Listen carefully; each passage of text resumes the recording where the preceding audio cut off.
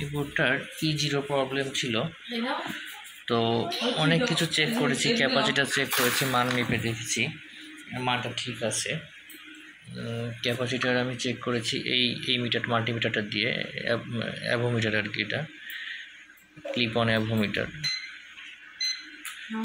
Microfarad দিয়ে ক্যাপাসিটারগুলো check করেছি, ন্যানোফ্যারাড। তো সব কিছু দেখার পরে মোটামুটি অনেকগুলো রেজিস্টারও আমি মেপেছি, ফ্রিকোয়েন্সি জেনারেট করে রেজিস্টারটা।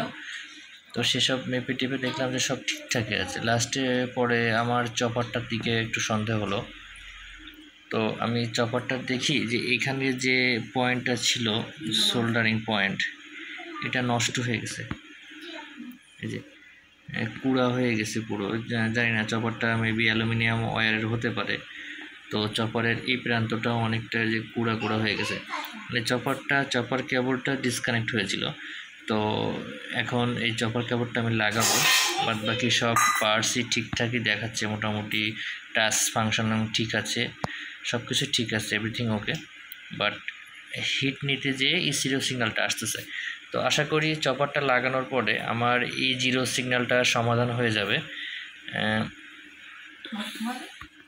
আর বোর্ড মোটামুটি যেটুকু সমস্যা ছিল সব কিছু, ক্যাপাসিটারটা চেঞ্জ করে দিয়েছি আমি। এই যে এখানে ক্যাপাসিটার ড্যামেজ হলে পরে টাচ সিগন্যাল দুর্বল হতে পারে। তো মোটামুটি যেখানে যে একটু সমস্যা মনে হয় সেগুলো আমি সোল্ডারিং করে দিয়েছি মোটামুটি লাইন টাইন টেনে।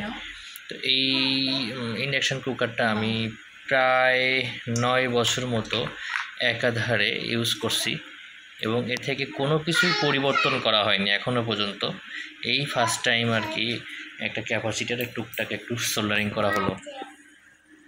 তো দেখা যাক এটা ঝালাই করার পরে, চপারটা ঝালাই করার পরে কী পারফরমেন্স আসে আর কি।